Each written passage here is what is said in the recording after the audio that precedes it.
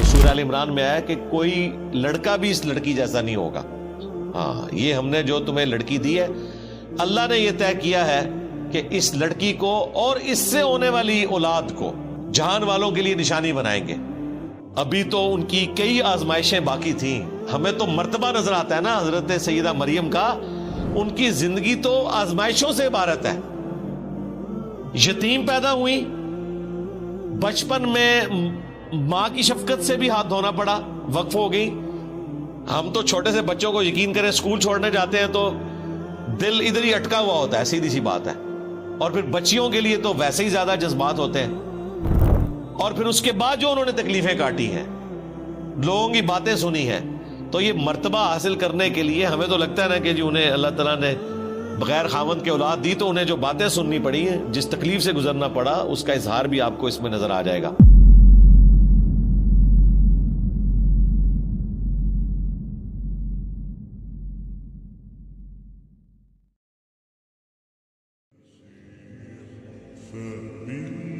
اب سیدہ مریم کا ذکر خیر ہونے جا رہے ہیں اگلی آیات کے اندر. وَاذْكُرْ فِي الْكِتَابِ مریم, اور اے محبوب صلی اللہ علیہ وآلہ وسلم کتاب میں یاد کریں مریم کو, ان کا حال بیان کریں اس اللہ کی کتاب قرآن میں, اور ان سے بھی ذکر کریں. اِذِ انتبذت من اہلها مکانا شرقیا, جب وہ اپنے گھر والوں سے الگ ہو گئیں ایک مکان میں جو مشرق کی جانب تھا. یہ آج بھی حجرہ یروشلم میں موجود ہے, مشرقی کونا. اور یروشلم ایک ایسی جگہ ہے جو تینوں بڑے مذاہب کے لیے, چاہے مسلمان ہوں, کرسچنز ہوں, جیوز ہوں, ایک متبرک جگہ ہے. مسلمان اس لیے جاتے ہیں, وہ قبلہ اوسط ہے مسلمانوں کا, قبلہ اول نہیں ہے, یہ غلط العام ہے. قبلہ اول خانہ کعبہ ہے, کچھ عرصہ کے لیے بیت المقدس ہوا, اور پھر دوبارہ خانہ کعبہ ہو گیا. اور اس اعتبار سے بھی اہمیت کی حامل ہے وہ جگہ کہ نبی صلی اللہ علیہ وآلہ وسلم کا سفر معراج وہیں سے ہوا. اسی چٹان کے اوپر یہ گولڈن ڈوم بنایا گیا ہے, ڈوم آف دا راک, جسے لوگ سمجھتے ہیں یہ مسجد اقصیٰ ہے. مسجد اقصیٰ وہاں سے تقریباً 700 میٹر کے فاصلے پر ہے. آج کل اس کو قبلی ماسک کے نام سے یاد کیا جاتا ہے. نبی الاسلام کے زمانے میں مسجد اقصیٰ نام کی کوئی مسجد نہیں تھی. قرآن میں جو اقصیٰ ذکر ہے, اقصیٰ کہتے ہیں دور کی مسجد. اس زمانے میں اسے ایلیا, یروشلم, بیت المقدس, یہ الفاظ استعمال ہوتے تھے. پھر حضرت عمر نے وہاں پہ قبلی ماسک بھی بنا دی, ورنہ تو اگر کوئی مسجد ہوتی تو اس کا نام اقصیٰ رکھا جاتا. تو وہ پورا جو پہاڑ ہے نا, وہ حرم ہے. مسلمانوں کے لیے تیسرا حرم ہے مکہ اور مدینہ کے بعد. اسی کے اوپر وہ چٹان بھی موجود ہے جہاں سے نبی الاسلام معراج پہ تشریف لے گئے. اسی پہ وہ قبلی ماسک بھی موجود ہے, اور اسی کے کارنر کے اوپر وہ ہیگل سلمانی کی ایک دیوار باقی ہے جو ٹائٹس نے 70 عیسوی میں حملہ کر کے یروشلم کو تباہ و برباد کیا تھا, اور جوز کا ڈائسپورا شروع ہوا. اب جا کے کچھ انہیں سکون آیا تو انہوں نے دنیا میں بے سکونی شروع کروا دی ہے. تو ایک دیوار ابھی تک باقی ہے جسے ویلنگ وال کہتے ہیں, دیوار گریا, جس کے سامنے وہ تورات پڑھ رہے ہوتے ہیں. اور ان کا ارادہ ہے کہ دوبارہ سے, بلکہ تیسری بار اب ہیگل سلمانی تعمیر ہوگا. تھرڈ ٹیمپل اسے کہتے ہیں. تو یہ حرم کا نقشہ میں نے آپ کو بتایا, میں نے کئی ویڈیوز میں اسے ڈسپلے بھی کروایا ہوا ہے. وہیں پر ایک مشرقی کونا ہے اسی حرم والی جگہ پر جہاں پہ سیدہ مریم نے عبادت کی. بیسیکلی اس کی تفصیلات تو آ چکی ہیں سورہ آل عمران کے اندر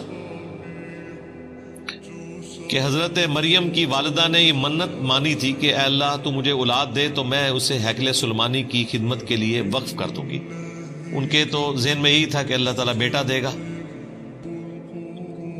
اور ہیکل سلمانی کی خدمت کے لیے اسے وقف کیا جائے گا, کیونکہ اس زمانے میں مرد ہی وقف ہوتے تھے ہیکل سلمانی کی خدمت کے لیے. یہ بڑی آکورڈ بات تھی کہ کوئی عورت ہیکل سلمانی کی خدمت کے لیے جائے. ظاہر ہے پھر پردے کا بھی اہتمام کرنا پڑے گا، اور ایک ریجڈ قسم کے مذہبی ماحول کے اندر ایک عورت کو تو ایکسیپٹنس بالکل ملتی ہی نہیں ہے. جب بیٹی پیدا ہوئی تو انہیں اس چیز کا غم تھا، تو سورہ آل عمران میں آیا کہ کوئی لڑکا بھی اس لڑکی جیسا نہیں ہوگا. ہاں، یہ ہم نے جو تمہیں لڑکی دی ہے، اللہ نے یہ طے کیا ہے کہ اس لڑکی کو اور اس سے ہونے والی اولاد کو جہان والوں کے لیے نشانی بنائیں گے. دونوں ہی بڑے معجزے ہیں، سیدہ مریم کی پیدائش اور ان کے ساتھ جو معاملات، اور ان کے بعد عیسیٰ ابن مریم کی پیدائش. یہ دونوں معجزات ہیں. حضرت مریم کے والد عمران تھے جو بنی اسرائیل کے پیغمبر تھے، وہ تو فوت ہو گئے. سیدہ مریم بعد میں پیدا ہوئی. ان کی کفالت پھر ان کے خالوص سیدنا زکریا علیہ السلام نے کی. اس کا ذکر بھی سورہ آل عمران میں گزر چکا. تو وہاں پہ یہ تفصیل ہے کہ سیدہ مریم خود ایک دعا کے نتیجے میں پیدا ہوئی، لیکن مانگا لڑکا تھا، نکل آئی لڑکی. تو اللہ تعالیٰ نے کہا کہ کوئی لڑکا بھی اس لڑکی جیسا نہ ہوتا، اس کو وقف کرو. اب یہ بڑی حیران کن بات تھی کہ ان کو وقف کرنا ہے، تو اس کے لیے پھر ظاہر ہے الگ سے ایک حصہ بنایا گیا.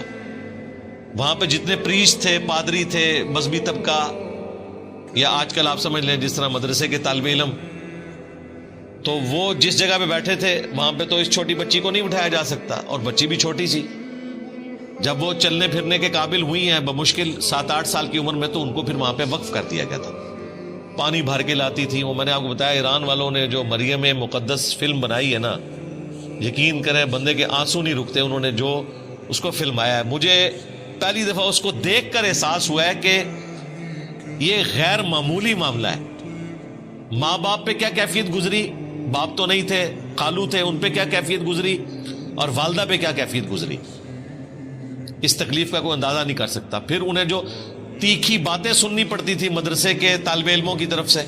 طالب علم تو ایک دوسرے کو نہیں چھوڑتے ہیں، تو ایک چھوٹی بچی اس کے اوپر ظلم کرتے تھے، مارتے تھے، پیٹتے تھے، اور اس سے ضرورت سے زیادہ کام لیتے تھے. ان کے لیے الگ سے پھر ایک حجرہ حضرت زکریا علیہ السلام نے بنایا جس میں وہ عبادت کرے تاکہ ان کا انٹریکشن ان کے ساتھ نہ ہو. ابھی تو ان کی کئی آزمائشیں باقی تھیں. ہمیں تو مرتبہ نظر آتا ہے نا حضرت سیدہ مریم کا، ان کی زندگی تو آزمائشوں سے عبارت ہے. یتیم پیدا ہوئی، بچپن میں ماں کی شفقت سے بھی ہاتھ دھونا پڑا، وقف ہو گئی. ہم تو چھوٹے سے بچوں کو یقین کریں اسکول چھوڑنے جاتے ہیں تو دل ادھر ہی اٹکا ہوا ہوتا ہے، سیدھی سی بات ہے. اور پھر بچیوں کے لیے تو ویسے ہی زیادہ جذبات ہوتے ہیں. اور پھر اس کے بعد جو انہوں نے تکلیفیں کاٹی ہیں، لوگوں کی باتیں سنی ہیں، تو یہ مرتبہ حاصل کرنے کے لیے ہمیں تو لگتا ہے نا کہ جی انہیں اللہ تعالیٰ نے بغیر خاوند کے اولاد دی، تو انہیں جو باتیں سننی پڑی ہیں، جس تکلیف سے گزرنا پڑا، اس کا اظہار بھی آپ کو اس میں نظر آ جائے گا. اللہ تعالیٰ فرماتا ہے کہ وہ الگ ہو گئی ایک مکان میں جو مشرق کی جانب تھا، ایک حجرہ بنایا گیا.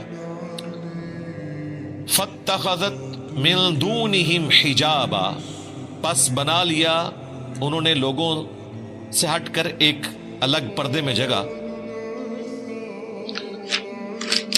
اب اگلی آزمائش شروع ہو گئی ہے. فَأَرْسَلْنَا إِلَيْهَا رُوحَنَا، پس ہم نے ان کے پاس بھیجا اپنی طرف سے ایک روح، یعنی حضرت جبرائیل علیہ السلام کو. ہولی گوسٹ کہہ لیں، روح مقدس کہہ لیں، جبرائیل علیہ السلام.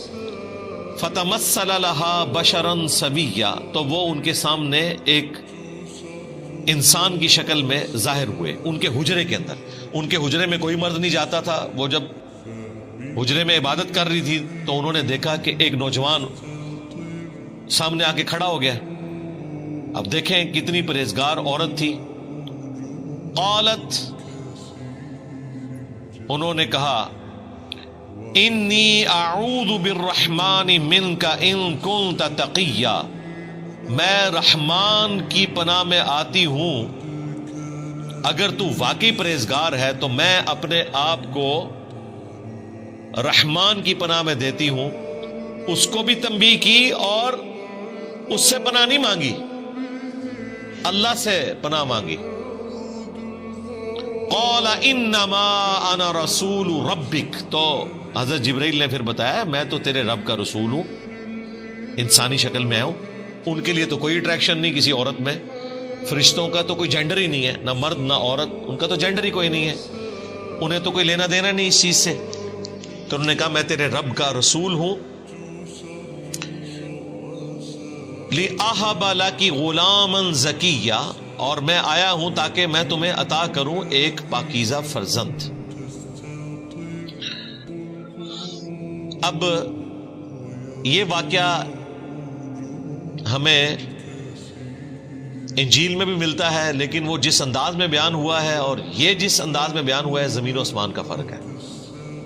اسی لیے جیمی سوگارٹ کے ساتھ جب مناظرہ ہوا تھا احمد دیدار صاحب کا، تو انہوں نے کہا کہ آپ اسے پڑھو اور پھر بتاؤ آپ اپنے بچوں کو اس واقعے کا وہ ورژن دو گے جو قرآن میں موجود ہے، یا وہ جو تمہاری انجیل میں موجود ہے کہ وہ جو لڑکا ہے وہ ڈھانپ لیتا ہے سیدہ مریم کو، اور یعنی وہ اس طریقے سے اسے پریزنٹ کیا ہے جو ایک مرد و عورت کا ایک تعلق والا معاملہ ہے، اس طریقے سے اسے پریزنٹ کیا. حالانکہ ایسا نہیں تھا، بس سامنے آئے تھے، بشارت دی، خوشخبری لے کر آئے تھے.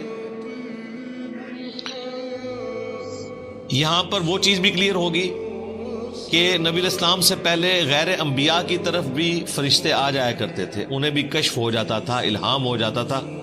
اگرچہ یہ ایک بہت ایکسٹراڈنری کیس ہے حضرت موسیٰ علیہ السلام کی والدہ اور عیسیٰ علیہ السلام کی والدہ کا، چونکہ وہ پیغمبروں کی مائیں تھیں، ان کے ساتھ تو ایک کیس ہوا. ان کے سوا بھی کیس ہو جایا کرتا تھا کہ غیر نبی سے بھی فرشتہ کلام کر لیتا تھا، لیکن ختم نبوت کی برکت سے اب یہ معاملہ اس امت میں بین ہو چکا ہے.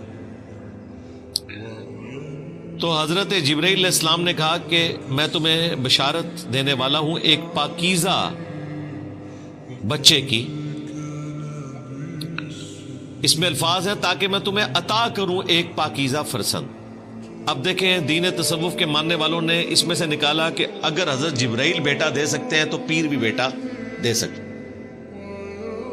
اور انہوں نے ظاہری الفاظ پکڑے کہ میں آیا ہوں اس لیے کہ تاکہ تمہیں بیٹا دوں.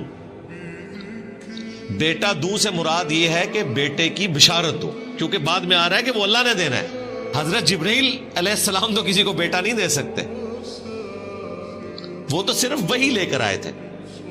تو ظاہری الفاظ کو اٹھاتے ہیں، پورا کانٹیکسٹ چھوڑتے ہیں اور کہتے ہیں کہ حضرت جبرائیل بیٹا دیتے ہیں. بالکل ایسا نہیں ہے. قالت انا یکون لی غلام، تو سیدہ مریم نے کہا کہ مجھے بیٹا کیسے ہو سکتا ہے. وَلَمْ يَمْسَسْنِي بَشَرٌ وَلَمْ أَكُ بَغِيًّا، جبکہ مجھے کسی مرد نے آج تک ہاتھ نہیں لگایا شوہر کی حیثیت سے، اور نہ ہی میں کوئی بدکار عورت ہوں. اور اللہ تعالیٰ کا طریقہ ہے کہ مرد و عورت کے ازدواجی تعلق کے بغیر نسل انسانی یوں نہیں چلتی، تو مجھے اولاد کیسے ہو جائے گی. اب یہ ایک ایکسٹراڈنری چیز تھی. تو حضرت جبرائیل علیہ السلام نے کہا قال کذالک، انہوں نے کہا ایسا ہی ہوگا. قال ربک هو علی ہین، تو انہوں نے کہا کہ تیرے رب کے لیے یہ کرنا بہت آسان ہے. یہ سیم وہی الفاظ ہیں جو حضرت زکریا علیہ السلام کے کیس میں فرشتے نے کہا تھا جب انہوں نے کہا، پیچھے گزر چکا کہ میں بوڑھا ہو چکا ہوں، میری بیوی 5 ہے، تو کہا کہ اسی طریقے سے ہوگا اور یہ اللہ کے لیے آسان ہے. تو دونوں ہی معجزانہ پیدائشیں ہیں، حضرت یحییٰ علیہ السلام کی بھی اور حضرت عیسیٰ علیہ السلام کی بھی. اور یحییٰ علیہ السلام جو ہیں وہ عیسیٰ ابن مریم کی تصدیق کرنے والے ہیں، ایک زمانے میں ہوئے ہیں اور آپس میں رشتہ بھی ہے، خالہ زاد بھی لگتے ہیں. تو یہاں پہ بھی حضرت مریم کو فرشتے نے کہا اللہ کے لیے بہت آسان ہے. وَلِنَجْعَلَهُ آیَةً لِلنَّاسِ، اور ہم تیرے بیٹے کو معجزانہ طور پر ایک نشانی، قدرت کا ایک معجزہ بنائیں گے انسانیت کے لیے. وَرَحْمَةً مِنَّا، اور اپنی طرف سے سراپا رحمت. وَكَانَ أَمْرًا مَقْضِيًّا، اور یہ ایک ایسی بات ہے جس کا فیصلہ ہو چکا ہے، یہ اللہ کی تقدیر میں طے پا چکا ہے کہ آپ کو معجزانہ طور پر اولاد دی جائے گی اور یہ اولاد انسانیت کے لیے ایک نشانی ہوگی۔ اللہ تعالیٰ کا ایک پلان تھا کہ ہم نے ایک انسان ایسا بھی پیدا کرنا ہے کہ جس کی ماں ہو اور باپ نہ ہو۔ ویسے تو آدم علیہ السلام کے کیس میں ان سے بھی بڑا ورژن ہے، ان کی تو ماں اور باپ دونوں نہیں تھے، ان کو تو اللہ تعالیٰ نے خاص اپنے ہاتھوں سے بنایا جیسا کہ ہاتھ اس کی قدرت کے لائق ہیں۔ ہم اس کے لیے یوں تشبیہ بھی بیان نہیں کرتے، اپنی طرف سے روح پھونکی۔ اسی لیے سورہ آل عمران میں اللہ تعالیٰ نے کرسچنز کو سمجھاتے ہوئے کہا ہے کہ عیسیٰ کی مثال اللہ کے حضور آدم کی سی ہے کہ اس کو ہم نے مٹی سے بنایا، کن فیکون ہو گیا۔ تو اللہ تعالیٰ کے لیے کوئی مشکل نہیں ہے۔ اگر آدم علیہ السلام اللہ کے بندے ہیں، جن کو کرسچنز بھی کہتے ہیں کہ وہ اللہ کے بندے ہیں، تو عیسیٰ ابن مریم بدرجہ اولا اللہ کے بندے ہیں، کیونکہ آدم علیہ السلام کی ماں اور باپ دونوں کو ہی نہیں تھے۔ عیسیٰ علیہ السلام کی پھر بھی ماں تھی اور انہوں نے 9 مہینے کا پیریڈ ماں کے پیٹ میں گزارا، جو ایک نیچرل پروسیس ہے۔ ایک مسنگ ایلیمنٹ تھا باپ والا، وہ اللہ تعالیٰ کی طرف سے خاص ایک روح تھی۔ اسی لیے سورۃ النساء میں آیا کہ عیسیٰ ابن مریم روح من ہے، اللہ کی خاص روح ہے۔ ویسے تو ہمارے اندر بھی اللہ کی روح ہے، روح سے مراد اللہ کی مخلوق روح، لیکن عیسیٰ ابن مریم خاص روح ہے کیونکہ وہاں باپ والا ایلیمنٹ مسنگ ہے۔ وہ خاص روح ہے کہ صرف ماں سے پیدا ہوئے اور جہان والوں کے لیے ان کو نشانی بنانا تھا۔ فحملتہ، تو وہ اس کے ساتھ پریگنٹ ہو گئی، حاملہ ہو گئی، یعنی کہ حضرت عیسیٰ ابن مریم کو معجزانہ طور پر اللہ تعالیٰ نے روح پھونک کر، جیسا کہ اس کی شان کے لائق ہے، رحم مادر میں ایک جنین کی شکل میں رکھ دیا۔ پھر اس کے بعد انہوں نے 9 مہینے کا پیریڈ گزارا، جو ایک نیچرل پروسیس ہے۔ فانتبذت بہ مکانا قصیا، تو وہ اس بچے کو لے کر ایک دور کی جگہ پر چلی گئی۔ ظاہر ہے کہ وہاں پر جو پریگنینسی کے دوران تکلیف اٹھانی پڑتی ہیں ایک عورت کو، تو وہ ایک سمبل ہوتا ہے جس سے لوگ جج کر لیتے ہیں، اور وہ تو وہاں پر عبادت کر رہی تھی، لوگوں نے طرح طرح کی باتیں کرنی تھی، تو آپ کو اللہ تعالیٰ کی طرف سے یہ چیز القاء کی گئی کہ اب آپ اس جگہ کو چھوڑ کر کسی دور بیابان جنگل میں چلے جائیں۔ دونوں ماں بیٹا، یعنی کہ سیدہ مریم اسی پریگننٹ فارم میں تشریف لے گئی، اور اللہ تعالیٰ نے ان کے لیے معجزانہ طور پر خوراک کا بندوبست کیا، کیونکہ اب وہ کسی کے پاس کھانے کے لیے تو نہیں جا سکتی تھی۔ 9 مہینے تک انہوں نے کھجور اور پانی کے اوپر گزارا کیا۔ کھجور ایک پرفیکٹ غذا ہے، ظاہر ہے، ایک کھجور کے اندر 2 روٹیوں کے برابر کیلوریز موجود ہوتی ہیں، اور تازہ کھجوریں اللہ تعالیٰ کی طرف سے اور تازہ پانی کا چشمہ اللہ تعالیٰ کی طرف سے 9 مہینے کے لیے بہا دیا گیا۔ جس بھی وہ جنگل کے پورشن میں تھی اس کا ذکر آیا ہے۔ فَأَجَاءَهَا الْمَخَاضُ إِلَى جِذْعِ النَّخْلَةِ، پس وہ جو پریگنینسی کا درد تھا، وہ تکلیف انہیں لے آئی ایک کھجور کے تنے کے پاس۔ این ممکن ہے کہ وہ سادہ تنا تھا، اللہ تعالیٰ نے معجزانہ طور پر اس کے اوپر کھجوریں ان کے لیے اگا دیں، یا وہ پہلے سے درخت موجود تھا، بہرحال ایک غیر معمولی چیز ہے۔ تو وہ اس درخت کے ساتھ ٹیک لگا کے بیٹھ گئی۔ اب انہوں نے اپنی تکلیف کا اظہار کیسے کیا؟ قالت، انہوں نے عرض کیا اللہ کے حضور، یا لیتنی مت قبل ھذا، اے کاش میں یہ دن دیکھنے سے پہلے مر گئی ہوتی۔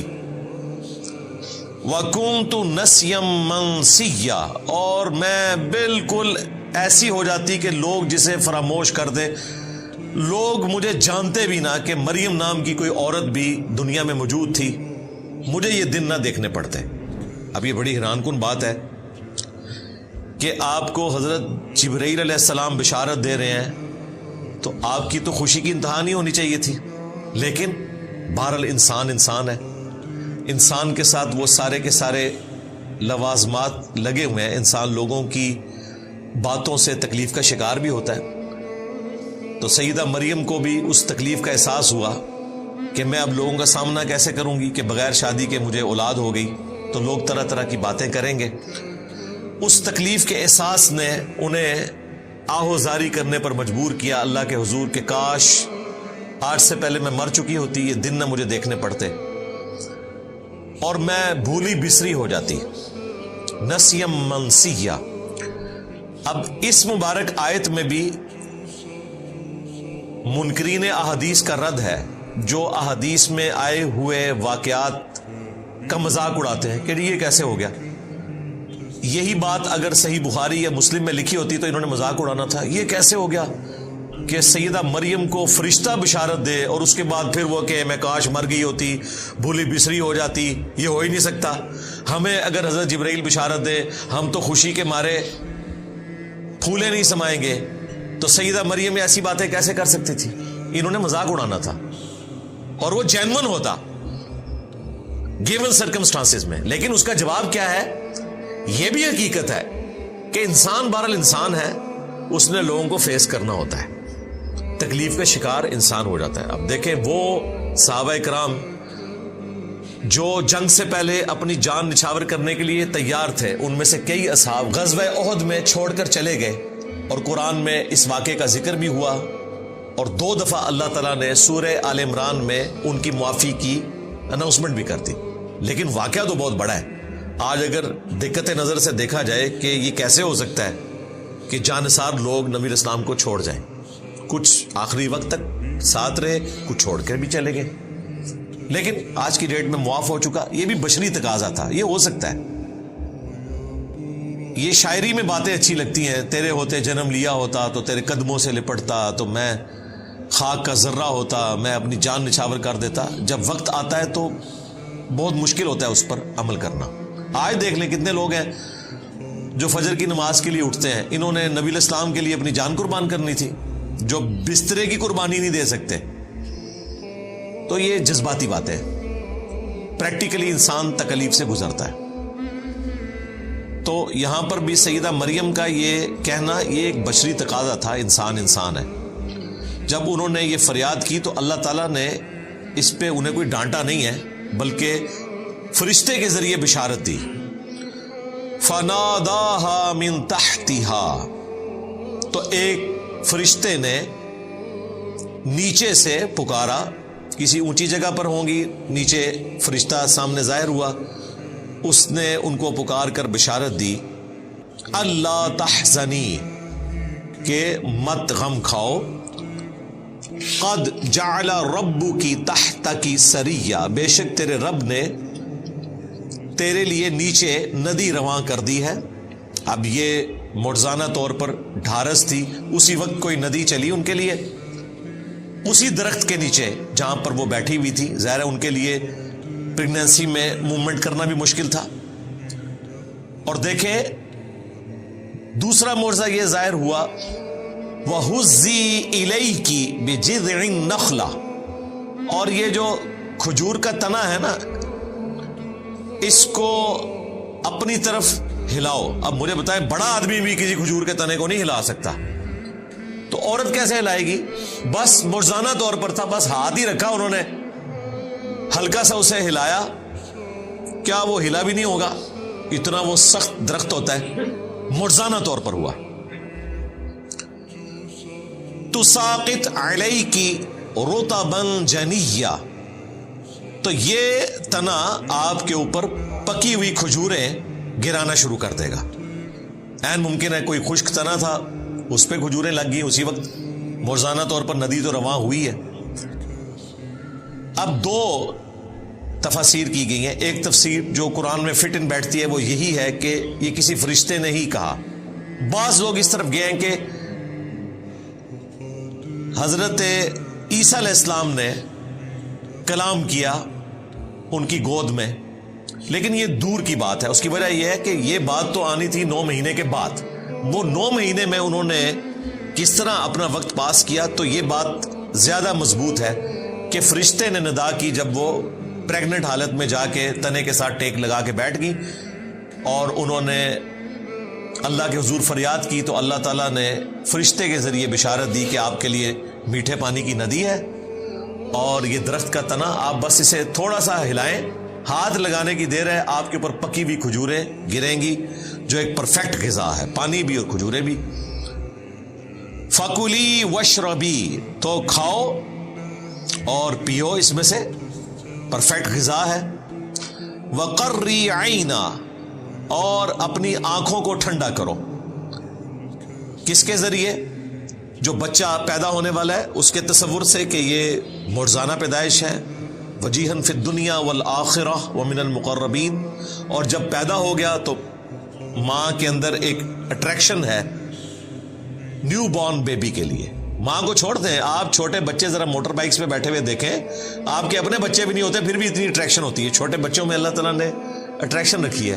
انسان نہیں، بلی کا بچہ دیکھ لیں، مرغی کا چوزا دیکھ لیں، ایک نیچرل اللہ تعالیٰ نے اٹریکشن کا معاملہ رکھتی ہے۔ تو اپنی آنکھوں کو ٹھنڈا کرو اپنے بچے کو دیکھ کر۔ فَإِمَّا تَرَيِنَّ مِنَ الْبَشَرِ أَحَدًا، اور تم اگر کسی آدمی کو دیکھو، کوئی آدمی نظر آئے جو تمہارا جاننے والا ہو، اور ظاہر ہے وہ پوچھے گا مریم کب شادی ہوئی اور یہ بچہ کہاں سے آ گیا، کیا چکر ہے، تو تم نے اس کے جواب میں کیا کرنا ہے؟ فَقُولِي إِنِّي نَذَرْتُ لِلرَّحْمَنِ صَوْمًا، تو پھر تم نے اس بندے سے کہنا ہے کہ میں نے رحمان کے لیے روزے کی منت مان رکھی ہے۔ فَلَنْ أُكَلِّمَ الْيَوْمَ إِنسِيًّا، تو میں آج کسی انسان سے گفتگو نہیں کروں گی۔ اب یہ حیران کن بات ہے، یہ بات کس طرح کی جائے گی؟ اگر وہ گفتگو کرتی ہیں تو چپ کا روزہ ٹوٹ گیا۔ اب اگر یہ جملہ بخاری شریف میں موجود ہوتا یا میں اپنی ویڈیو میں کہتا تو انہوں نے کہنا تھا دیکھیں اس میں لٹریچر کی غلطی ہے، یہاں ہونا چاہیے تھا کہ تم نے اشارے سے کہنا ہے۔ یہ الفاظ کیوں آئے؟ فقولی، تو تم نے کہنا ہے، یہ تو الفاظ ہی نہیں ہونے چاہیے تھے۔ اس طرح لوگ نا بال کی کھال اتارتے ہیں، تو قرآن میں بھی اتاری جا سکتی ہے، لیکن ہم پورے کانٹیکسٹ میں اس کو دیکھتے ہیں کہ پیچھے ایک پریسیڈنٹ سیٹ ہے۔ سیدنا زکریا علیہ السلام کو بھی اللہ تعالیٰ نے فرشتے کے ذریعے کہا تھا کہ آپ بھی 3 راتوں تک کلام نہیں کر سکیں گے مگر اشارے کے ساتھ، ان کی تو زبان بند ہو گئی تھی۔ یہاں پر اللہ تعالیٰ نے کہا کہ تم نے ان سے کہنا، یعنی اشارے سے کہنا ہے۔ اس زمانے میں چپ کا روزہ رکھنا جائز تھا، اس شریعت میں حرام ہے۔ میں نے اپنے رب کے لیے منت کا روزہ رکھا ہے تو میں آج کسی انسان سے کلام نہیں کروں گی۔ اب ظاہر ہے اس کے بعد اگلا حکم جو اس میں لکھا نہیں ہوا لیکن انڈرسٹوڈ ہے کہ اگلا اشارہ بھی ملا کہ اب اس بچے کو لے کر ان پادریوں کے پاس، یعنی کہ یہودیوں کے مولویوں کے پاس جاؤ۔ یہ اس سے بڑا امتحان تھا، جو اکیلے بیٹھی ہوئی رو رہی تھی، اللہ سے فریاد کر رہی تھی کہ میں لوگوں کو کیا منہ دکھاؤں گی، اب پریکٹیکلی وہ لمحہ آ گیا۔ تو وہ ایک مشکل صورتحال تھی ان کے لیے۔ فَأَتَتْ بِهِ قَوْمَهَا تَحْمِلُهُ، تو وہ بچہ اٹھا کر اپنی قوم کے پاس آئیں، گود میں بچہ اٹھایا ہوا ہے۔ اب قوم نے تو مریم کو ایک آئیڈیل پرسنالٹی کے طور پر دیکھا ہے کہ چھوٹی سی بچی ہیکل سلیمانی کے لیے وقف ہے، ہر وقت عبادت کرتی رہتی ہے، اور اینڈ رزلٹ یہ نکلا ہے کہ 16 سال کی بچی ایک چھوٹا سا بچہ اٹھا کر آ گئی ہے۔ تو لوگوں نے ظاہر اس کے کریکٹر کے بارے میں بات ہی کرنی تھی، یہ نیچرل تھا، اور وہی ہوا۔ قالو، تو وہ علماء کرام بولے، یہودی پریسٹ، یا مریم، اے مریم، لقد جئت شیئا فریا، بے شک تو نے تو بہت ہی برا کام کیا۔ بجائے اس کے کہ کوئی پوچھتے ڈائریکٹ انہوں نے فتوا لگانا شروع کر دیا. حالانکہ ان کے پاس پروفیسیز موجود تھی کہ پیغمبر آنے والے ہیں. سیدہ مریم کا ایک کریکٹر تھا, انہوں نے ڈائریکٹ 0 سے ملٹیپلائی کر دیا, الزامات لگا کر پھر پوچھا. اس کی بجائے یہ بھی پوچھا جا سکتا تھا ڈائریکٹلی کہ یہ بچہ کس کا ہو سکتا ہے, کسی کا بچہ اٹھایا ہو, لیکن انہوں نے خود ہی ازیوم کر لیا, اگرچہ وہ ازمپشن ان کی درست تھی. لیکن میں ایٹیچیوڈ کی بات کر رہا ہوں.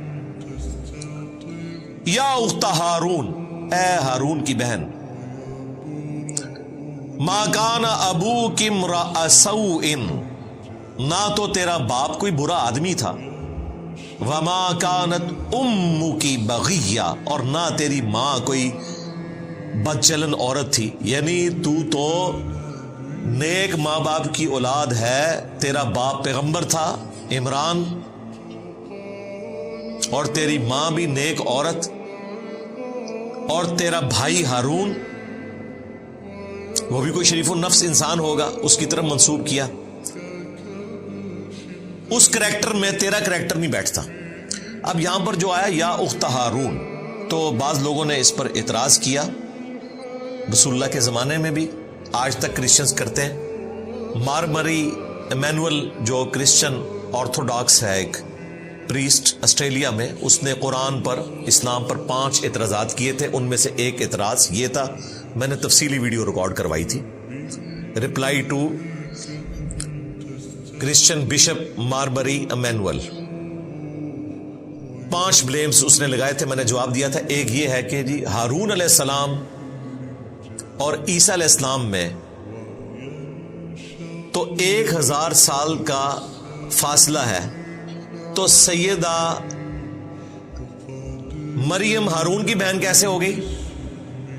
یہ تو ہسٹوریکل مسٹیک ہے قرآن میں. انہوں نے بھی پادریوں کی طرح ایزیوم کر لیا کہ قرآن کو یہ زمانی ترتیب ہی نہیں پتا.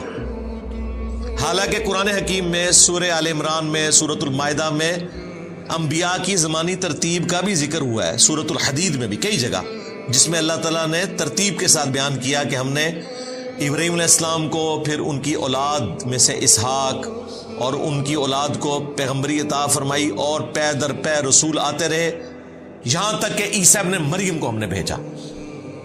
اور اس میں موسیٰ علیہ السلام, ہارون علیہ السلام کا بھی ذکر ہے. قرآن تو خود کہہ رہا ہے کہ ان کا زمانہ ایک نہیں ہے, تو قرآن تو یہ غلطی کر ہی نہیں سکتا تھا نا کہ اس سے مراد وہ ہارون لیا جاتا جو موسیٰ علیہ السلام کے بڑے بھائی تھے. قرآن تو خود کہہ رہا ہے کہ ان کے درمیان اتنا فاصلہ ہے. 2 نمبری کرتے ہیں, یہ آیت اٹھاتے ہیں اور کہتے ہیں قرآن کو تو ہسٹری کا نہیں پتا, دوسری جگہ سے آیات اٹھائیں, قرآن تو خود بتا رہا ہے. تو اس کا جواب یہ ہے, صحیح مسلم میں حدیث ہے, مغیرہ ابن شعبہ کہتے ہیں میں نجران گیا تھا, وہاں کرسچنز تھے, اور وہی تھے جو بعد میں آئے بھی تھے مباہلے کے لیے. تو انہوں نے مجھ سے سوال کیا کہ ہارون کی بہن مریم کیسے ہو گئی, ان کے درمیان تو 1000 سال سے زیادہ کا فاصلہ ہے. تو میں ان کو جواب نہیں دے سکا. تو نبی علیہ السلام نے کہا کہ تم نے ان کو کہہ دینا تھا کہ بنی اسرائیل کے لوگ اس چیز کو اچھا سمجھتے تھے کہ پیغمبروں کے نام کے اوپر نام رکھیں. تو اتنا تو تم کامن سینس یوز کر سکتے تھے کہ یہاں ہارون علیہ السلام سے مراد موسیٰ علیہ السلام کے بھائی نہیں ہے. اب یہ حیران کن بات ہے کہ ہارون علیہ السلام اور موسیٰ علیہ السلام کے والد کا نام بھی عمران ہے, اور سیدہ مریم کے والد کا نام بھی عمران ہے. تو اس چیز کی وہ پلی لیتے ہیں, بھئی یہ پلی لی جائے تو تم بھی مانتے ہو کہ دونوں کے والد عمران ہیں, تو کیا تم بھی ایک زمانہ مان رہے ہو ان کا؟ نہیں. تو وہ وہی جواب دیں گے جو نبی علیہ السلام نے دیا کہ انبیاء کے ناموں کے اوپر نام رکھے جاتے تھے, نیک بندوں کے ناموں کے اوپر نام رکھے جاتے تھے, اور وہ لیگیسی اس امت میں بھی چلی ہے. ہم لوگ بھی پریفر کرتے ہیں کہ انبیاء کے ناموں کے اوپر نام رکھیں. اس وقت دنیا میں سب سے زیادہ نام محمد ہے, وہ اسی وجہ سے ہے کہ نبی علیہ السلام کی طرف نسبت ہے. مسلمان ابراہیم بھی رکھتے ہیں, موسیٰ بھی رکھتے ہیں, عیسیٰ بھی رکھتے ہیں الحمدللہ. تو بنی اسرائیل میں بھی یہ طریقہ تھا کہ نبیوں اور نیک لوگوں کے نام کے اوپر نام رکھے جاتے تھے. تو نبی الاسلام نے کہا کہ تم نے کہہ دینا تھا کہ بنی اسرائیل انبیاء اور نیک لوگوں کے ناموں کے اوپر اپنے بچوں کے نام رکھا کرتے تھے. تو اس سے یہ پتہ چلا کہ سیدہ مریم کا کوئی بھائی تھا جس کا نام ہارون تھا. یہاں ہارون سے مراد موسیٰ علیہ السلام کے بھائی نہیں ہے. بعض علماء نے اس کا کمزور جواب دیا کہ یا اخت ہارون سے مراد اسی طریقے سے ہے جیسا کہ قرآن حکیم میں جگہ جگہ ذکر ہوا.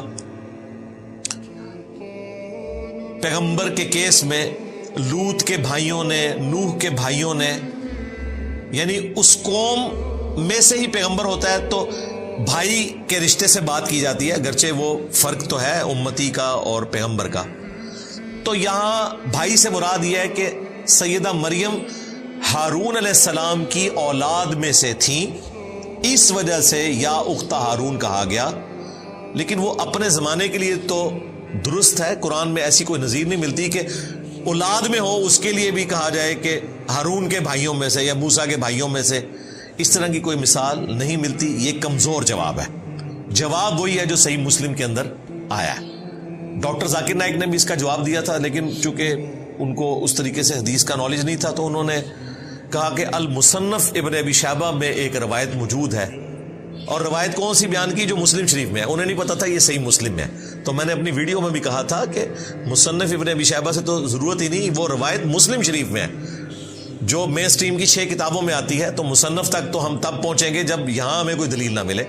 تو سیم حدیث صحیح مسلم میں موجود ہے جو اس مسئلے کو کلیئر کر دیتی ہے کہ یا اخت ہارون سے مراد یہ ہے کہ ہارون علیہ السلام کے نام پر مریم سلام اللہ علیہا کا کوئی بھائی تھا جس کا نام ہارون تھا. البتہ ہماری ایک ماں ہے سیدہ صفیہ، ان کے بارے میں بخاری مسلم میں آتا ہے غزوہ خیبر کے موقع پر وہ لونڈی بنا کر لائی گئیں. یہودی سردار کی بیٹی تھیں اور وہ ہارون علیہ السلام کی نسل میں سے تھی، پیغمبروں کی اولاد میں سے. تو صحابہ کرام نے پھر مشورہ دیا کہ ان کو آپ اپنے پاس رکھیں کیونکہ یہ پیغمبر کی اولاد میں سے ہے تو ان کی دلجوئی بھی ہوگی، کوئی عام عورت نہیں ہے. تو نبی علیہ السلام نے اتنی دلجوئی فرمائی کہ سیدہ صفیہ کو آزاد کر دیا اور ان کی آزادی ان کا حق مہر ٹھہرا اور انہیں اپنے عقد میں لے لیا نکاح کر کے بجائے لونڈی بنانے کے. مزید پروٹوکول دیا، ان کی وہ غلامی بھی ختم کر دی اور انہیں آزاد کر کے اپنے عقد میں لیا اور ہماری ماں بن گئی سیدہ صفیہ بنت حیی بن اخطب. حیی ابن اخطب یہ یہودی سردار تھا جو مارا گیا. پھر اللہ تعالیٰ نے معجزانہ طور پر سیدہ صفیہ کی ڈھارس بندھائی.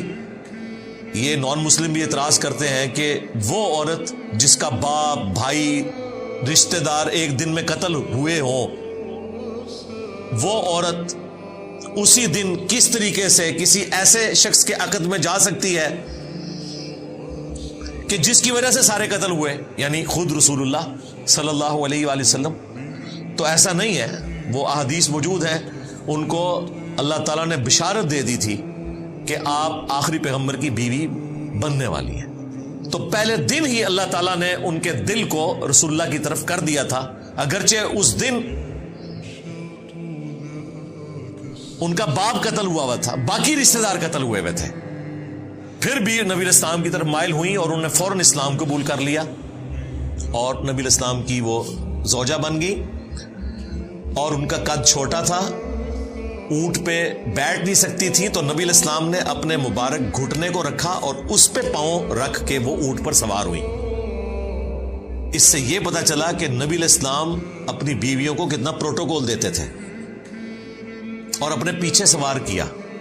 یہاں کراچی کے ایک مفتی نے بات کی تھی کہ جی وہ موٹر بائک کے پیچھے ایک ٹانگ ادھر کر کے اور ایک ٹانگ ادھر کر کے بیٹھنا یہ عجیب سی، پھر بڑے اس نے عجیب و غریب غلیظ قسم کے الفاظ استعمال کیے تھے. تو میں نے کہا تھا کہ اللہ کے بندے یہ تو سنت ہے.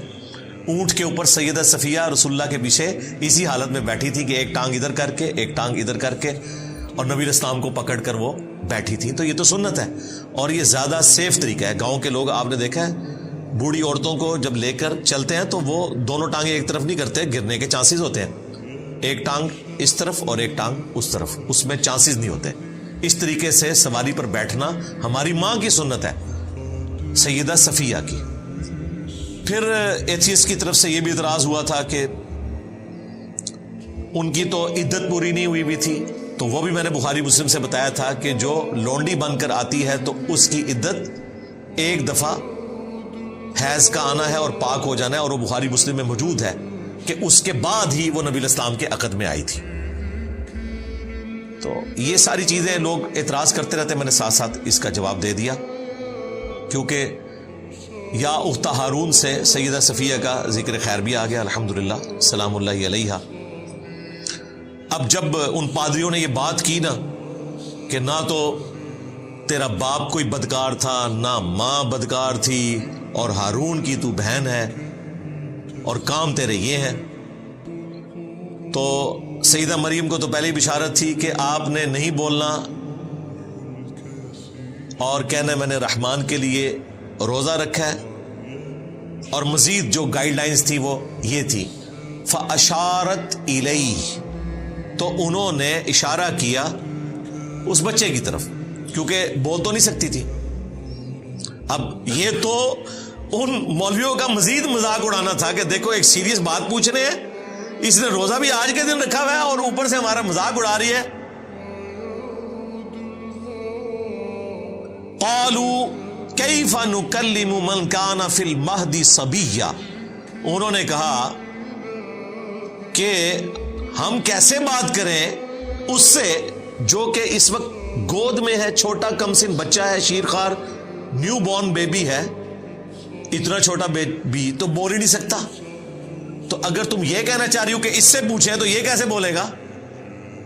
بس اس کے بعد سیدہ مریم کو کچھ کرنے کی ضرورت نہیں پڑی, اب بول پڑے ہیں عیسیٰ ابن مریم, اور یہ سیدنا عیسیٰ علیہ السلام کا معجزہ ہے. عیسیٰ علیہ السلام جیسی کوئی پرسنالٹی نہیں ہے. یقین کریں ان کی پیدائش معجزہ, ان کا بچپن میں بولنا معجزہ, ان کا وہ معجزات دکھانا جو خدائی کام ہے, مردوں کو زندہ کرنا, مٹی کی مورت میں پھونک مارنا اور وہ پرندہ بن جانا,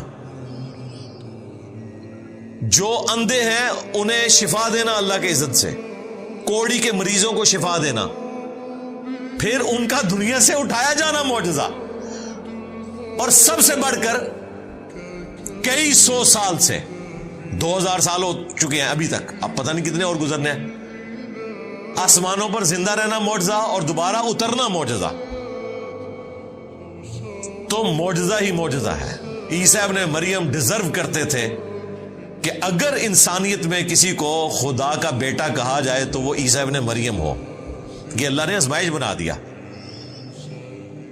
لیکن وہ اللہ کے پیغمبر تھے, اللہ کے بندے تھے. اور دیکھیں یہاں پر بھی وہی بات ہے, قال انی عبد اللہ, تو بچہ بول پڑا بے شک میں اللہ کا بندہ ہوں. پہلی بات اللہ کا بندہ. آتانی الکتاب, اس نے مجھے کتاب دی ہے انجیل. وجعلنی نبیا, اور مجھے نبی بھی بنا دیا ہے, یعنی مبعوث بھی ہو گئے چھوٹی عمر میں. ویسے تو عموماً 40 سال کی عمر میں انبیاء کو مبعوث کیا جاتا ہے, میچورٹی کی ایج میں. موسیٰ علیہ السلام ہمارے پیغمبر صلی اللہ علیہ وآلہ وسلم 40 سال کی عمر میں مبعوث ہوئے, اللہ کی حفاظت میں تھے, لیکن مبعوث 40 سال کی عمر میں. اور یہاں پر نیو بورن بیبی مبعوث بھی ہو گیا ہے اور گفتگو کر رہے ہیں. وَجَعَلَنِي مُبَارَكًا أَيْنَمَا كُنْتُ, اور اس نے مجھے بابرکت بنایا ہے میں جہاں بھی چلا جاؤں. تو جناب آپ رومن امپائر جو بت پرست تھے ان کی حکومت میں اگر بادشاہت تھی تو عیسیٰ ابن مریم کی تھی. لا علاج مریضوں کو ٹھیک کر دیتے تھے. جس شہر میں چلے جاتے تھے ہزاروں کا مجمع لگ جاتا تھا, لوگ اپنے مریضوں کو لے کے آتے تھے. تو جس طرف چلا جاؤں مبارک ہوں میں. کوڑ کے مریض ہیں ہاتھ پیرا ٹھیک ہو گئے, نابینا آئے ہیں ہاتھ پیرا ٹھیک ہو گئے. اتنے بڑے بڑے معجزات. اور بیسیکلی یہ اس لیے تھا کہ بنی اسرائیل کے آخری پیغمبر تھے سیدنا عیسیٰ ابن مریم، اور اللہ نے فیصلہ کر لیا تھا کہ بنی اسرائیل نے اپنے پیغمبروں کے ساتھ جو بے وفائیاں کی ہیں، ناحق انہیں قتل کیا، انہیں تکالیف دی، تو اب میں ان کے اوپر عذاب کا کوڑا ایسا مسلط کروں گا کہ وہ قیامت تک چلے گا۔ ضربت علیہم الذلہ والمسکنہ وباؤوا بغضب من اللہ، ان کے اوپر ذلت، مسکنت اور اللہ کا غضب ہے قیامت کے دن تک کے لیے۔ بلکہ یہاں تک آیا قرآن میں کہ تاریخ میں ایسے لوگ آتے رہیں گے جو تم پر اللہ کی طرف سے عذاب مسلط کرتے رہیں گے۔ ہٹلر کی شکل میں عذاب مسلط ہوا کیونکہ انہوں نے اپنی روش نہیں چھوڑی۔ یہ واحد کیس ہے کہ پیغمبر آیا ہے مسلمانوں کی طرف، ورنہ انبیاء کرام رسول آتے تھے کافروں کی طرف۔ وہاں تو عذاب سمجھ آتی ہے کہ نوح علیہ السلام کو ماننے والے مسلمان، نہ ماننے والے کافر۔ عیسیٰ ابن مریم یہودی نسل ہے، بنی اسرائیل ہے، آئے کس کی طرف ہے؟ مسلمانوں کی طرف۔ یہودی تو مسلمان تھے اس وقت تک، لیکن ان مولویوں نے، پادریوں نے، مولوی اس لیے کہ مسلمانوں کے تھے، ان کو ماننے سے انکار کر دیا، کیونکہ وہ ان کی غلطیاں نکالتے تھے کہ حرام خوریاں چھوڑو۔ وہ آپ مریم مقدس فلم دیکھیں، اور ایک اور فلم ہے یسوع مسیح کے اوپر،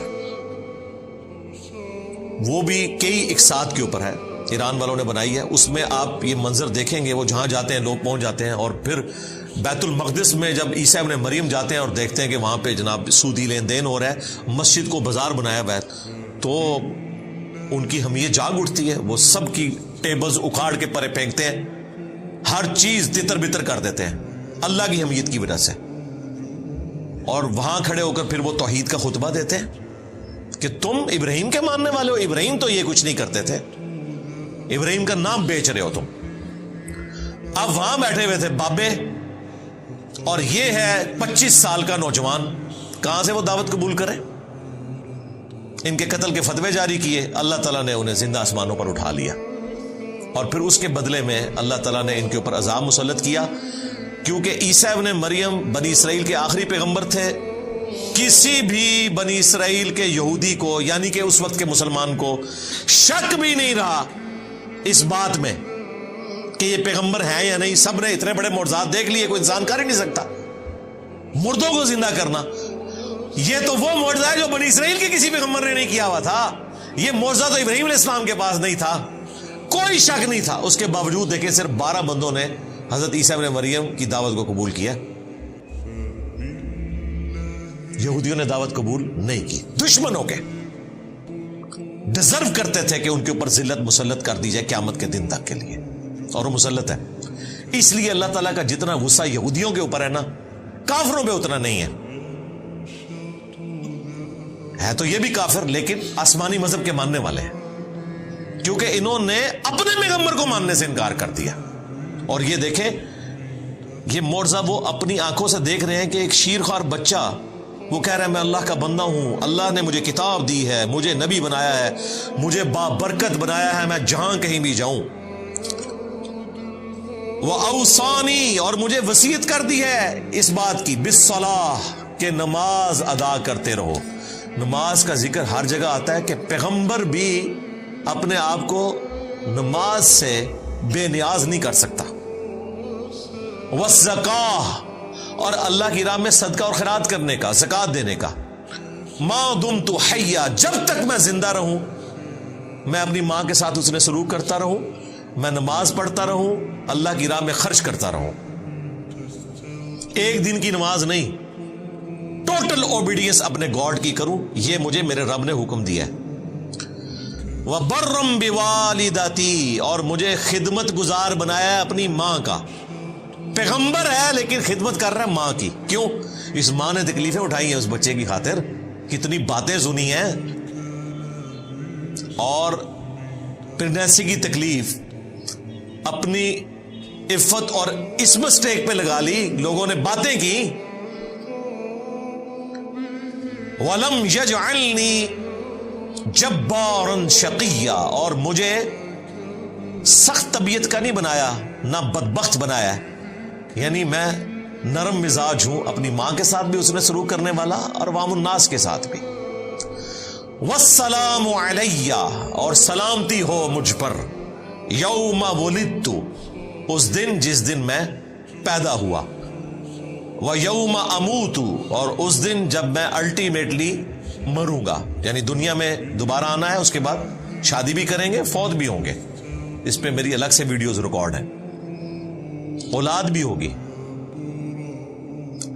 وَيَوْمَ أُبْعَثُ حَيًّا، اور اس دن جس دن میں مرنے کے بعد دوبارہ اٹھایا جاؤں گا۔ تینوں مواقع پر مجھے اللہ تعالیٰ کی سلامتی نصیب ہو۔ دیکھیں پیغمبر بھی اللہ تعالیٰ سے سلامتی مانگتے ہیں، اور آپ کے پیغمبر نے آپ کو ہر فرض نماز کے بعد صحیح مسلم میں یہ دعا سکھا دی ہے، اللہم انت السلام ومنک السلام تبارکت یا ذا الجلال والاکرام۔ جنت میں بھی جب آپ نے جانا ہے تو قرآن میں آتا ہے کہ فرشتے کہیں گے سلامتی کے ساتھ داخل ہو جاؤ جنت میں، اور جنتیوں کا کلام بھی ہوگا آپس میں، السلام علیکم، یہ بھی قرآن میں آیا سورہ یونس میں، اور دنیا میں مشروع کر دیا کہ آپ نے ایک دوسرے کو سلام کہنا ہے۔ بخاری مسلم میں کتنی احادیث ہے۔ تو یہ دین سراپا سلامتی ہے۔ مسلمانوں کے کلچر میں السلام علیکم سے زیادہ بولی جانے والی چیز کوئی نہیں ہے، اور دیکھ لیں اللہ کا شکر ہے 1400 سال گزرنے کے باوجود، چاہے پریکٹسنگ مسلمان ہو، نان پریکٹسنگ ہو، فون پہ آپس میں ملتے ہوئے السلام علیکم کہتے ہیں۔ میں کہتا ہوں یہ بہت بڑا ایسٹ ہے مسلمانوں کے پاس، کہ یہ وہ طریقہ ہے جو مسلمانوں نے اتنی کمزوریوں کے باوجود نہیں چھوڑا کہ السلام علیکم سے بات شروع کرتے ہیں۔ تو سلام ہو مجھ پر اس دن جس دن میں پیدا ہوا، جس دن میں مروں گا، اور جس دن دوبارہ اٹھایا جاؤں گا۔ اب ڈاکٹر طاہر القادری صاحب نے اس آیت کو ولادت مصطفیٰ صلی اللہ علیہ وآلہ وسلم منانے کی دلیل بنایا ہے۔ وہ کہتے ہیں دیکھیں نبیوں کی جو ولادت کا دن ہے وہ سلامتی کا دن ہے، اور جو اس سے درس مل رہا تھا واقعے سے وہ لوگوں نے فراموش کر دیا۔ اس میں سے یہ ایک ٹکڑا اٹھایا اور اس میں رنگ بھی خود بھر دیے۔ اس میں کہاں لکھا ہوا ہے کہ عیسیٰ علیہ السلام کے ماننے والے جو ہیں وہ ان کی پیدائش کا دن منائے؟ وہ تو اپنے لیے دعا کر رہے ہیں کہ اے اللہ مجھ پہ سلامتی ہو جس دن میں پیدا ہوا، جس دن میں مروں گا، جس دن میں اٹھایا جاؤں گا۔ اور یہ دعا تو ہر مسلمان کو مانگنی چاہیے۔ سلامتی کی دعا ہم ہر وقت مانگتے ہیں، فرض نماز کے بعد مانگتے ہیں، موت کے وقت بھی سلامتی ہے، اور قیامت کے دن بھی سلامتی، پل صراط پر بھی سلامتی۔ تو اس کا کوئی لینا دینا نہیں ہے اس میلاد کے ساتھ۔ ویسے صحیح مسلم حدیث ہے نبی الاسلام میلاد مناتے تھے سال بعد نہیں، ہر مہینے نہیں، ہر ہفتے پیر کا روزہ رکھ کے۔ 2750 نمبر حدیث ہے۔ پوچھا گیا کیوں رکھتے ہیں؟ فرمایا فیہ ولدت وفیہ انزل علیہ، اس دن میں پیدا ہوا، اس دن مجھ پر پہلی وحی نازل ہوئی، اس کی خوشی میں میں روزہ رکھتا ہوں۔ یعنی جشن قرآن اور جشن ولادت مصطفیٰ صلی اللہ علیہ وآلہ وسلم منانے کا سنت طریقہ ہے پیر کا روزہ رکھنا۔ That's all. ذالک عیسی ابن مریم، یہ ہے عیسیٰ ابن مریم، قول الحق الذی فیہ یمترون، سچی بات جس میں لوگ جھگڑا کرتے ہیں، یہ ہے سٹیٹس عیسیٰ ابن مریم کا۔ جھگڑا کیا کرتے ہیں؟ کہتے ہیں خدا کا بیٹا ہے، کیونکہ مرزانہ طور پر پیدا ہوئے، روح من ہے۔ تو اللہ تعالیٰ نے کہا کہ یہ پوری سٹوری ہے، اس طرح وہ پیدا ہوئے، اس کے پیچھے اللہ کا ڈیوائن پلان یہ تھا۔ ان کا سٹیٹس یہ ہے کہ وہ اللہ کے بندے ہیں۔ سورہ آل عمران میں آیا کہ عیسیٰ کی مثال اللہ کے حضور آدم کی سی ہے، کن فیکون کر کے جس طرح آدم کو پیدا کیا عیسیٰ کو بھی پیدا کر دیا۔ اور حیران کن بات ہے کرسچنز آدم علیہ السلام کو اللہ کا بندہ ہی مانتے ہیں، حالانکہ وہ بڑے گاڈ ہونے چاہیے۔ عیسیٰ علیہ السلام نے تو ماں کے پیٹ میں 9 مہینے گزارے، والدہ بھی ہیں، صرف والد نہیں ہے، اور حضرت آدم وہ ہیں جن کی والدہ بھی نہیں اور والد بھی نہیں۔ تو اس لیے اللہ تعالیٰ نے کہا کہ آدم والی مثال ہے عیسیٰ، ان کو تو تم بھی کہتے ہو کہ اللہ کے بندے ہیں، تو عیسیٰ کی تو پھر بھی والدہ تھی، انہوں نے پریگنینسی بھی گزاری، تمہیں کیسے گمان ہوا کہ وہ اللہ کے بیٹے ہیں؟ اگر سن آف گاڈ آپ ان معنوں میں کہیں کہ مخلوق اللہ کا کنبہ ہے، وہ ساری مخلوق اللہ کا کنبہ ہے، اللہ پالنے والا ہے. جس طرح ایک باپ اولاد کو پالتا ہے، اللہ تعالیٰ مخلوقات کو پالتا ہے. خالق مخلوق کا فرق رہے گا. اس ٹرم میں ابناء اللہ ہیں، پیغمبر بھی، پیغمبروں کے ماننے والے بھی. ہم بھی کہتے ہیں نا 40 لاکھ فرزندان توحید نے اس سال حج ادا کیا. تو توحید کا تو کوئی فرزند نہیں ہوتا، اللہ کا تو کوئی بیٹا نہیں، لم یلد ولم یولد. لیکن یہ بیگوٹن سن کی بات نہیں ہو رہی ہوتی ہے، اللہ والے. جس طرح یہودی کہتے تھے کہ ہم ابناء اللہ ہیں اور اس کے احبا ہیں. اللہ نے یہ نہیں کہا کہ یہ کفر بول رہے ہو، کہا کہ اللہ سے کوئی عہد لے لیا کہ اللہ تعالیٰ تمہیں عذاب نہیں دے گا. یعنی بنی اسرائیل کی ٹرمالوجی میں ابناء اللہ والی جو ٹرم ہے وہ ان معنوں میں ہے کہ خالق اور مخلوق کا فرق ہے، محاورتاً بات ہے، ولد نہیں ہے، بیگوٹن والا سلسلہ نہیں ہے. ما کان للہ ان یتخذ من ولد، اللہ کی یہ شان نہیں کہ وہ اپنے لیے اولاد چنے. یہ ایک کرٹیکل موقع ہے. عموماً کرسچنز یہ بات کرتے ہیں کہ قرآن میں جب کبھی بھی ولد کا ذکر آیا تو وہ عیسیٰ ابن مریم کے کانٹیکسٹ میں نہیں آیا. لہذا جو قرآن حکیم کا مقدمہ ہے کہ اللہ نے اپنے لیے بیٹا نہیں چنا، یہ والا مقدمہ آپ ہمارے خلاف نہیں پیش کر سکتے. ولد کا لفظ دکھائیں کہ عیسیٰ ابن مریم کے کانٹیکسٹ میں اللہ تعالیٰ نے کرسچنز کے بارے میں بات کی ہو کہ وہ عیسیٰ ابن مریم کو بیگوٹن سن مانتے تھے. تو یہ ثبوت ہے قرآن میں کہ وہ بیگوٹن سن مانتے تھے، کیونکہ یہاں کانٹیکسٹ کے ساتھ اللہ تعالیٰ نے بیگوٹن سن کی نفی کی ہے. کیونکہ کرسچنز میں سے بہت تھوڑا سا طبقہ ہے جو توحید کے ماننے والے ہیں. یونیٹیرین ان کو کہا جاتا ہے، موحد کہا جاتا ہے، بہت تھوڑے ہیں. آٹے میں نمک بھی نہیں، آٹے میں نمک پھر بھی زیادہ ہوتا ہے. اور وہ یہ بات پکڑتے ہیں، وہ کہتے ہیں ہم تو خدائے واحد کے ماننے والے ہیں اور قرآن نے ہمیں تو کہیں کنڈیم نہیں کیا.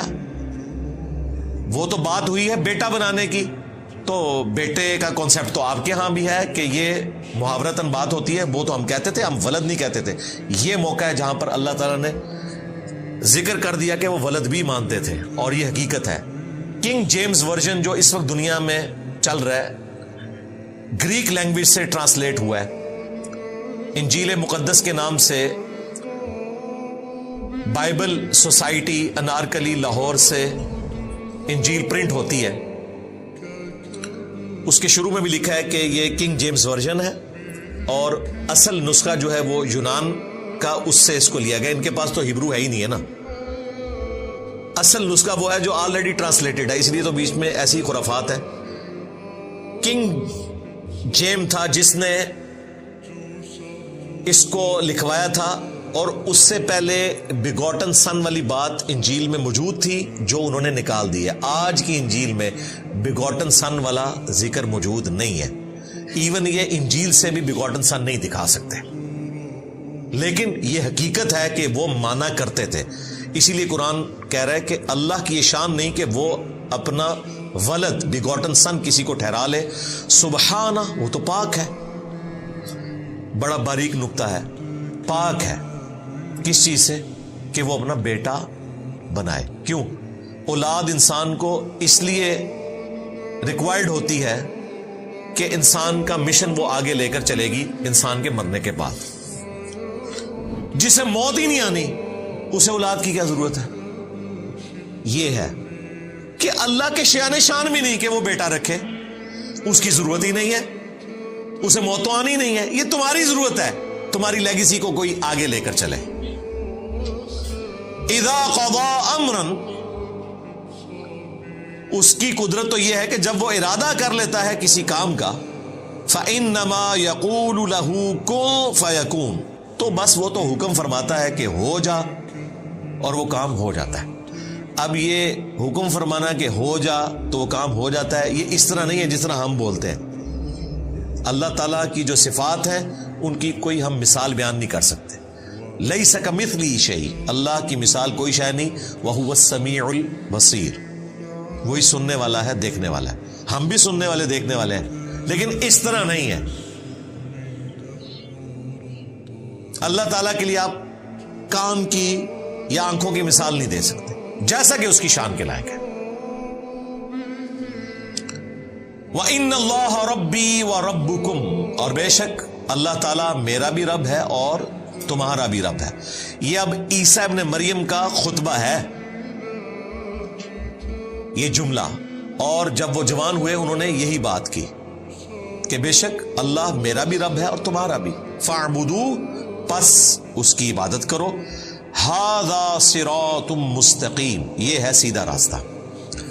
یہ جوانی کا جو پورا خطبہ ہے نا، وہ سورۃ المائدہ میں گزر چکا ہے، اینڈ پہ بھی، جو قیامت کے دن اللہ تعالیٰ کی اور عیسیٰ ابن مریم کی گفتگو ہے، اس میں عیسیٰ ابن مریم نے اپنی دعوت حق کا ذکر کیا ہے کہ میں ان کو یہی بتاتا رہا ہوں کہ عبادت کرو اس رب کی جو تمہارا بھی رب ہے اور میرا بھی رب ہے، اور بالفرض اگر میں نے کوئی ایسی بات کی تھی تو تیرے علم میں ہوگی، جو تیرے جی میں ہے میں وہ نہیں جانتا، جو میرے جی میں ہے وہ تو جانتا ہے، سارے غیب تو ہی جاننے والا ہے۔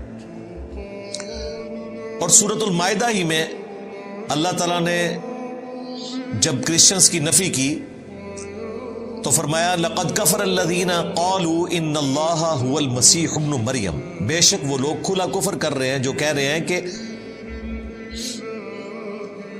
اللہ ہی عیسیٰ ابن مریم ہے، یعنی نعوذ باللہ اللہ تعالیٰ عیسیٰ ابن مریم کی شکل میں دنیا میں اتر آیا۔ وقال المسیح، جبکہ مسیح تو خود یہ دعوت دیا کرتے تھے، یا بنی اسرائیل، اے اولاد یعقوب، اعبدوا اللہ ربی و ربکم، عبادت کرو اس رب کی جو میرا بھی رب ہے اور تمہارا بھی رب ہے۔ انہ من یشرک باللہ، یاد رکھنا بے شک جس نے اللہ کے ساتھ شرک کیا، فقد حرم اللہ علیہ الجنہ ومأواہ النار وما للظالمین من انصار، ایسے شخص پہ اللہ نے جنت حرام کر دی ہے اور اس کا ٹھکانہ ہے جہنم کی آگ، وہاں اس کا کوئی مددگار نہیں ہوگا۔ یہ پورا خطبہ ہے عیسیٰ ابن مریم کا کہ وہ تو کہتے تھے کہ عبادت کرو اس کی جو میرا بھی رب ہے اور تمہارا بھی رب ہے۔ اللہ تعالیٰ کہہ رہے ہم نے تو عیسیٰ ابن مریم کے ذریعے توحید بیان کی، لیکن کیا ہوا؟ فاختلف الاحزاب من بینہم، پھر کئی گروہ آپس میں اختلاف کرنے لگے، کرسچنز میں بھی گروپ بن گئے، ایک نے کہا اللہ کا بیٹا ہے، دوسروں نے کہا کہ اللہ ہی ہے، پروٹیسٹنٹ کہتے ہیں کہ وہ گاڈ ہے، اور کیتھولک کہتے ہیں وہ اللہ کے بیٹے ہیں، موحدین تو بہت تھوڑے ہیں ان میں، اور یہودیوں نے تو نعوذ باللہ انہیں آؤٹ آف ویڈ لاک کہا، گالیاں دیں، دجال کہا، کیا کیا الفاظ استعمال کیے، عیسیٰ ابن مریم کی والدہ پر تہمت لگائی، اگرچہ انہوں نے اپنی آنکھوں سے ہی منظر دیکھا تھا لیکن دل بے ایمان تھے اجتا ٹیر، اگر دل بے ایمانی پر اترا ہو تو آپ لیم ایکسکیوزز، جھوٹے دلائل گھاڑ لیتے ہیں۔ فَوَيْلٌ لِّلَّذِينَ كَفَرُوا مِن مَّشْهَدِ يَوْمٍ عَظِيمٍ، پس ہلاکت ہے کافروں کے لیے اس دن کی حاضری سے جو بہت بڑا دن ہوگا، بڑا مشکل دن ہے اللہ کے حضور پیشی کا دن، وہاں پر سب کا جھوٹ کھل جائے گا۔ دنیا میں تو آپ دھوکہ دے سکتے ہیں، وہاں تو پھر پکڑ ہوگی۔ اسمع بہم وابصر، اس دن یہ خوب سننے لگیں گے اور خوب دیکھنے لگیں گے۔ یوم یأتوننا لیکن الظالمون اليوم فی ضلال مبین، جس دن وہ اللہ کے حضور حاضر ہوں گے، ان کے کان بھی کام کر رہے ہوں گے، آنکھیں بھی کام کر رہی ہوں گی، لیکن یہ ظالم آج کھلی گمراہی میں، یعنی اللہ تعالیٰ فرما رہا ہے آج تو یہ گمراہی کا سودا بیچ رہے ہیں، لیکن قیامت کے دن ان کی آنکھیں بھی کھلی ہوں گی، کان بھی کھلے ہوں گے، دنیا میں بھی ویسے کھلے ہوئے ہیں، لیکن ان کانوں کو آنکھوں کو یوز نہیں کر رہے، مکرے بنے ہوئے ہیں۔ جیسے ہمارے استاد ڈاکٹر صاحب کہا کرتے تھے، ڈاکٹر اسرار صاحب رحمہ اللہ، کہ جو شخص سویا ہوا ہے اسے تو آپ جگا سکتے ہیں، اور جو آنکھیں بند کر کے لیٹا ہے اس کی تو نیت ہی نہیں اٹھنے کی، آپ اسے نہیں اٹھا سکتے۔ تو یہ علماء یہود وہ تھے جن کی آنکھیں بند تھیں، انہیں پتا تھا کہ اس پیغمبر نے آنا ہے، مسایہ آئیں گے، لیکن وہ مسایہ آگے چلا گیا، آج تک انتظار میں ہے۔ اب جب جھوٹا مسایہ آئے گا، مسیح الدجال، یہ ہے یسوع مسیح عیسیٰ ابن مریم، وہ ہوگا مسیح الدجال، دجل کرنے والا مسیح، کیونکہ کرتب تو وہ بھی دکھا لے گا، یہ تو معجزات ہیں، اس کو بھی اللہ تعالیٰ طاقتیں دے گا، بارش برسائے گا، مردے کو زندہ بھی کر دے گا، اس کو یہ پھر اپنا پیشوا مان لیں گے۔ اور جو اصل میں مسایہ تھا وہ آ کے چلا گیا، اس کی قدر نہیں کی، وہ مسایہ اب آئے گا ان کے مسائے کو قتل کرنے کے لیے۔ اور یہ حکمت ہے۔ عیسیٰ ابن مریم کے بارے میں لوگ پوچھتے ہیں کہ انہوں نے ہی کیوں دوبارہ دنیا میں آنا ہے؟ اس لیے کہ رسولوں کے کیس میں ہمیشہ قومیں جب ہلاک ہوتی تھیں تو رسولوں کے سامنے رسولوں کو وہ عذاب دکھایا جاتا تھا کہ یہ آپ کے منکر تھے، دیکھیں ان پر ہمارا عذاب آیا۔ عیسیٰ ابن مریم نے اپنے مخالفین کو ہلاک ہوتے نہیں دیکھا۔ یہ واحد کیس ہے کہ پیغمبر کو اللہ نے اٹھا لیا، ورنہ ہوتا تھا کہ پیغمبر اور ان کے ماننے والے بچا لیے جاتے تھے۔ نوح علیہ السلام ان کے ماننے والے، لوط علیہ السلام ان کی ماننے والی بیٹیاں، شعیب علیہ السلام کے ماننے والے، اور ان کی نگاہوں کے سامنے ان کی قوم کو برباد کر دیا جاتا تھا، آسمان سے عذاب آتا تھا۔ عیسیٰ علیہ السلام کے کیس میں بھی ایسا ہونا چاہیے تھا، لیکن ایسا نہیں ہوا۔ عیسیٰ علیہ السلام کو اللہ نے اٹھا لیا۔ اب عیسیٰ علیہ السلام آئیں گے اور عذاب کی آخری قسط بنو اسرائیل کو اپنے ہاتھوں سے دیں گے، اور اللہ تعالیٰ بنو اسرائیل کو ان کی غلط حرکات کے عذاب کا مزہ چکھائے گا، ان کی طرف بھیجے ہوئے آخری پیغمبر عیسیٰ ابن مریم کے سامنے۔ وہ بنی اسرائیل کے لیے آخری پیغمبر ہے۔ اتنے بڑے معجزات کے ساتھ آئے، لوگوں نے ان کا انکار کیا۔ آج تک بڑی حقارت سے نام لیتے ہیں عیسیٰ ابن مریم کا۔ وہ مسلمان ہیں جو ان کو عزت دیتے ہیں، جیوز تو اتنی سخت نفرت کرتے ہیں۔ اس کے باوجود دیکھیں یہودیوں کی عیاری اور مکاری ہے کہ وہ ہستی جسے کرسچنز نے اپنا خدا مانا ہوا ہے، اس کو وہ دجال کہتے ہیں، نعوذ باللہ، آؤٹ آف ویڈ لاک کہتے ہیں اس کی اصل میں خطا ہے، لیکن ایکا کیا ہوا ہے جیوز نے اور کرسچنز نے مسلمانوں کے خلاف۔ ویسے تو یہ نیچرل نہیں ہے، یہ سب کچھ ورلڈ وار 1 اور 2 کے بعد ہوا۔ پہلے تو واقعی ایک دوسرے کو قتل کرتے تھے۔ جو آج ہم قادیانیوں کے ساتھ سلوک کرتے ہیں نا، اس سے برا سلوک یہودیوں کے ساتھ ہوتا تھا یورپ میں۔ انہیں اتوار والے دن نکلنے کی اجازت نہیں ہوتی تھی، بڑی بڑی دیواریں تھیں، سائیڈ پہ ان کو بستیاں دی ہوئی تھی، وہیں پر وہ اندر ہی رہتے تھے، اور ڈیوڈ سٹار انہوں نے وہ 6 کونوں والا بنانا ہوتا تھا تاکہ دور سے پہچانے جائیں کہ یہ یہودی ہیں۔ تو کرسچن سے نفرت کرتے تھے، یعنی مسلمان قادیانیوں سے شاید اتنی نفرت نہ کرتے ہوں، اگرچہ کرتے ہیں بڑے لیول کی، اور یقیناً جسٹیفائی ہے، انہوں نے ایک جھوٹے پیغمبر کی نبوت کو مان لیا، ایک دجال کو مان لیا۔ اس سے زیادہ نفرت کرتے تھے کرسچنز یہودیوں کے ساتھ۔ یہ تو انہوں نے عیاری اور مکاری اور پیسے کے زور کے اوپر انہیں اپنے قابو میں کر لیا۔ آپ امیجن کریں، خدا نہ خواستہ ہمارے پیغمبر کو کسی نے قتل کیا ہو، ہم قیامت تک اس کی نسلوں سے بھی نفرت کریں گے، تھوکیں گے ان کے منہ کے اوپر۔ تو ان کا وہ پیغمبر نہیں، ان کا خدا قتل کیا ہوا ہے یہودیوں نے۔ وہ تو یہی کہتے ہیں نا، سولی چڑھ گئے، ہمارے نزدیک زندہ اٹھائے گئے، تو اس لیے ان کا ایکا ہو ہی نہیں سکتا تھا۔ تو عذاب کی آخری قسط آئے گی عیسیٰ ابن مریم کے ذریعے۔ وَأَنذِرْهُمْ يَوْمَ الْحَسْرَةِ إِذْ قُضِيَ الْأَمْرُ، تو آپ اے محبوب صلی اللہ علیہ وآلہ وسلم انہیں ڈر سنائیے اس حسرت اور ندامت کے دن کا جس دن فیصلہ ہو جائے گا ہر ایک کا۔ وَهُمْ فِي غَفْلَةٍ وَهُمْ لَا يُؤْمِنُونَ، اور آج یہ لوگ غفلت میں ہیں اور ایمان نہیں لاتے، حق بات کو قبول نہیں کرتے۔ اِنَّا نَحْنُ نَرِثُ الْأَرْضَ، بے شک ہم ہی وارث ہوں گے اس زمین کے، وَمَنْ عَلَيْهَا، اور جو کچھ اس پر ہے، وَإِلَيْنَا يُرْجَعُونَ، اور تمہیں لوٹ کر ہماری ہی طرف آنا ہے۔ اس زمین کے مالک ہم ہیں۔ ظاہر ہے جن یہودیوں نے عیسیٰ ابن مریم کے قتل کے فتوے جاری کیے، انہیں تکلیفیں دی، چلے گئے دنیا سے۔ اللہ ہی زمین کا وارث ہے۔ اللہ تعالیٰ نے بعد میں مسلمانوں کو یہ زمین عطا فرما دی، اور قرب قیامت میں اللہ تعالیٰ کی طرف سے عذاب کا کوڑا جب یہودیوں پر برسے گا تو عیسیٰ ابن مریم اور ان کے ماننے والوں کو حکومت مل جائے گی۔ اور الٹیمیٹلی قیامت کے دن تو اللہ ہی بادشاہ ہے. لمن الملک اليوم للہ الواحد القہار. قیامت کا دن اللہ فرمائے گا آج کس کی بادشاہت ہے؟ کوئی جواب دینے والا نہیں ہوگا. سب انسان، سب پیغمبر، سب جن، سارے فرشتے مر چکے ہوں گے، ایک اکیلا اللہ ہوگا اور اپنی بات کا جواب وہ خود دے گا.